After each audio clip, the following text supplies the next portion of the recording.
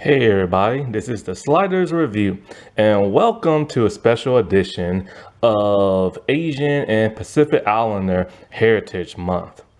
And I'm here today to talk to you about Power Rangers Dino Thunder, Lost and Found in Translation. Now, when it comes to Dino Thunder, there are no Asian people in this series, which this is one of those series I was telling you about where in the Disney era, not every season had like an Asian person. However, one actress might be considered Pacific Islander. Maybe. I believe she is of Maori descent. It's the one that plays Elsa. But then when I was looking about not Polynesian, but Maori and like Pacific Islander, sometimes they're considered Pacific Islander, sometimes they're not. So, I just don't know anymore, man. It's just like, can somebody just like help me make it make sense? I don't know. I wish there was a class that would teach all this stuff, man. That would be so helpful and everything. But yeah, Dino Thunder didn't have a single like Asian person. However, this episode is one of the most, well, no, it is the most unique Power Ranger episode I have ever seen. The fact that they went there just speaks like volumes and everything. Like, I could not believe, I remember when I saw this, I'm just like, what am I watching? Like, well, hold up, no, they didn't do what I think they did they? But they did. See, we all know now, if you're a Power Ranger fan, that Power Rangers use Super Sentai footage, but normally they use it for the villains, the Power Ranger fights, the Zord fights, and a couple of civilian stuff when they're running from monsters and stuff. But it's very rare you'll see the civilians run that be Sentai footage. You used to see it a lot in the Mighty Morphin days and back in the Fox Kids era, I should say.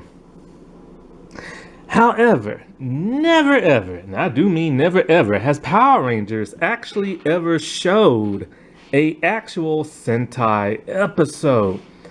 I know, that is crazy. And I mean, it is crazy.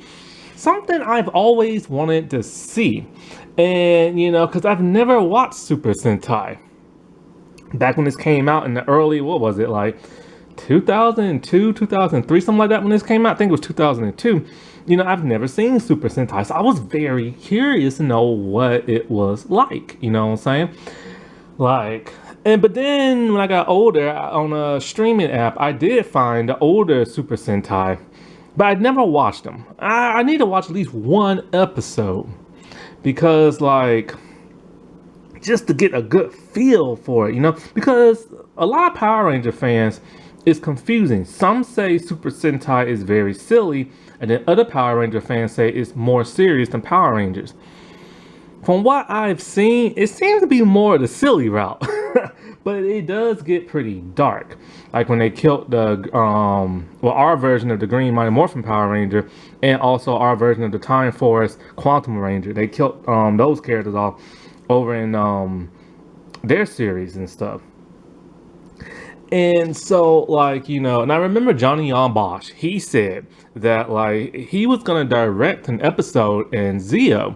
And so they had him look at footage of the Super Sentai, and he just couldn't do it because he said there was this teapot monster, and it peed. And when it peed, its little sprout was in a certain, like, spot of its body.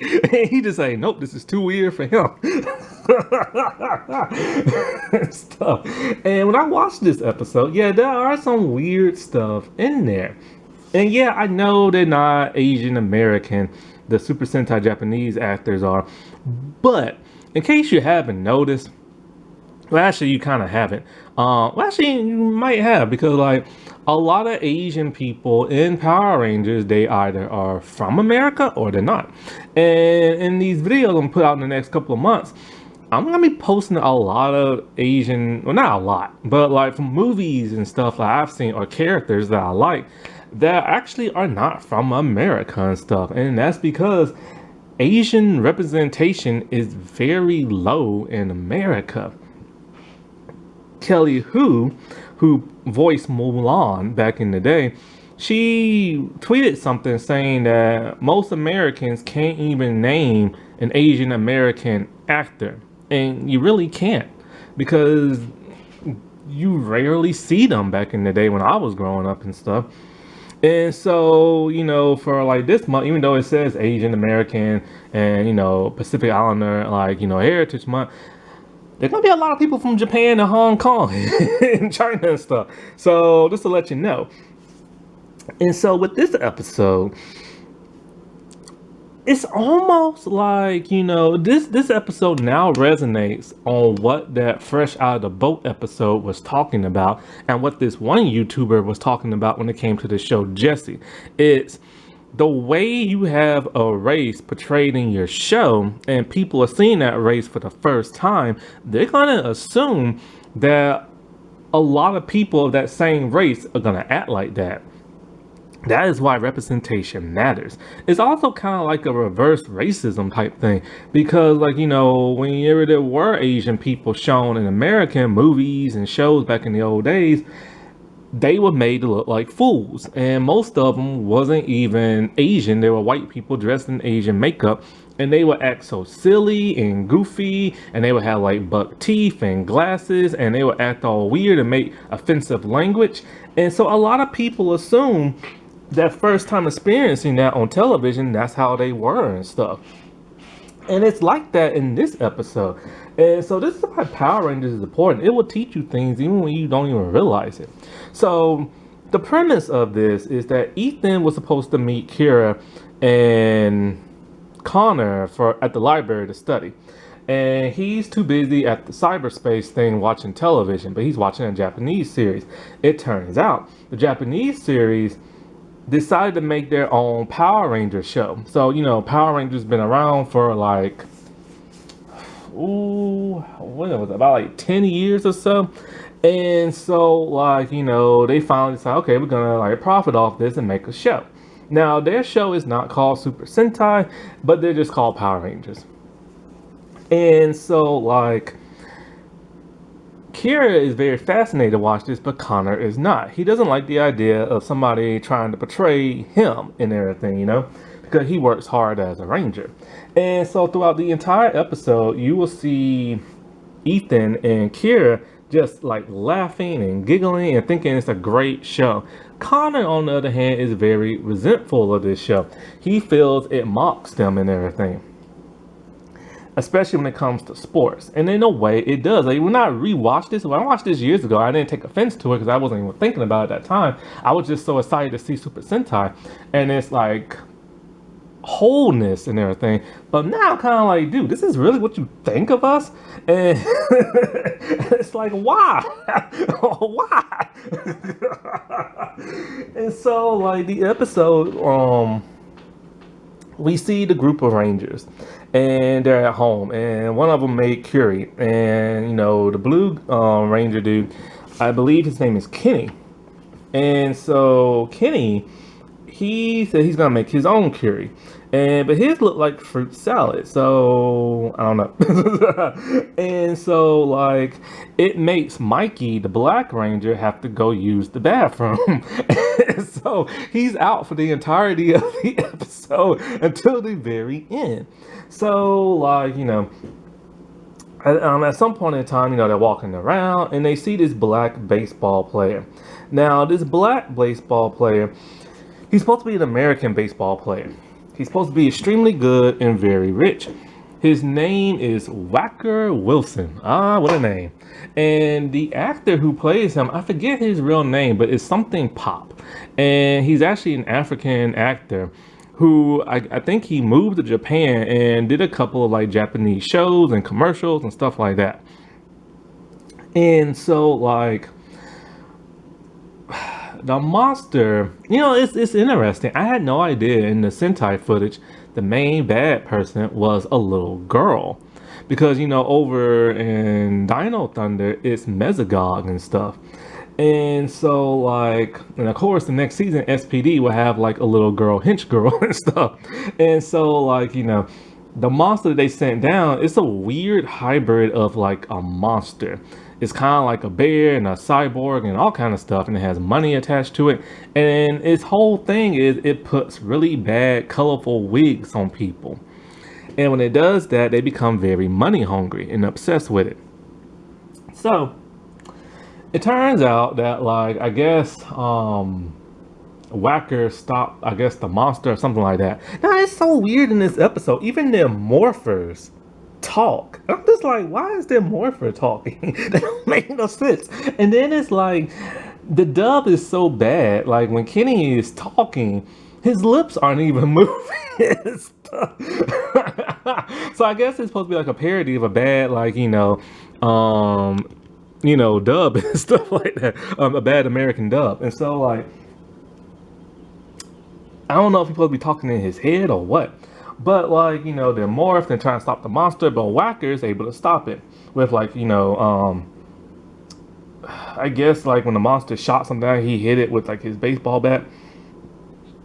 And so the Blue Ranger, demorphs. And he doesn't even have to say demorph, nothing like that. It's like he can transform, like, at will. And you don't see that, like, in our series. And then so this is the part that gets offensive.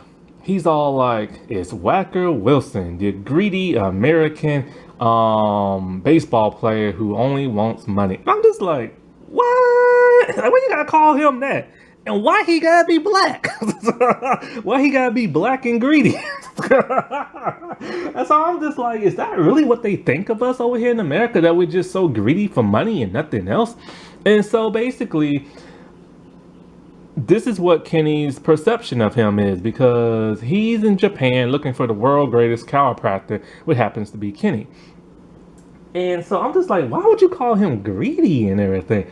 And, to be completely honest, Americans are very obsessed with money. I mean, we can't just do things for fun. We have to have money to pay for stuff. But there are some people who are more obsessed with it than others. We're seeing that in the government right now, in the Supreme Court and everything. We've seen that with celebrities who bribe colleges to get their kids in universities because they're too, like, not that educated to get into themselves and stuff. And it's insane and crazy. So I do get where they're coming from, but why do you have to call him that the moment you see him? You know what I'm saying? That's like such a stereotype. And that reminds me, like I said, that Fresh Off the Boat episode when the father was acting. See, the father got to be interviewed on a news channel, and people were there never got to really see Asian people all that much and all the other stuff. And so he decided to act silly and goofy because he was nervous. And then his wife got upset and was all like, why would you do that for? Like, some people in America have never seen an Asian person on television or in their community. And then the moment they see you on TV acting a fool, they're going to assume every, like, Asian person is like that. And this episode tends to do that with Whacker. Like, Whacker starts to become obsessed with money. And then Kenny's kind of just like, I knew you was greedy and all you think about is money and blah, blah, blah, blah, and stuff like that, because Whacker wanted to pay him. And he's all like, no, I just, like, do it, the kindness of my heart and stuff like that. But then Whacker starts talking about, oh, how, I bribed, like, the pitcher and everything to throw, like, I fixed the games and I bet on myself, and then, I win millions of dollars. And I don't know if that's something he really did or just because he's under the spell of the wig. But then Kenny and them later find out that, that he is, like, under a spell when he starts seeing other people act like that. And so one thing that was really cool that I got to see in this episode was when they morph, because, like, in the intro to Power Rangers, one thing never made no sense. Why is it that, they're in the intro, it's like all three of the Rangers are standing side by side, and then all of a sudden their helmets growl and move. I'm all like, that doesn't happen in the show. And so now I know why, because when they morph over in the Sentai, it does that and stuff. And then so, like, the Black Ranger shows up and it's like those little raptor things, and I'm like, oh, okay, so yeah, that was the Sentai, because I always wondered, because they only had that like on 1 or 2 episodes. And then so, they call on, like, their dino blaster thing, and then they destroy the monster, kinda, but then it's like it's weird. He gets hit and then he goes into like an ice cube and then he sleep. I don't get that. And then it's like a little bird. That's a cartoon animated bird. I'm just like, I don't understand that either. And everything. And so like Whacker later tells him after he's off the spell and everything that, because the ranger had to like catch coins of money, and it was really weird because all of a sudden the black ranger just shows up and they just start catching coins. But anyway, when the spell is broken and everything, Whacker tells him like, he set the story straight. He's not all about just money. He's also about like helping people and giving his money back to communities and stuff like that, which really teaches the Blue Ranger a lesson that you shouldn't judge a book by its cover.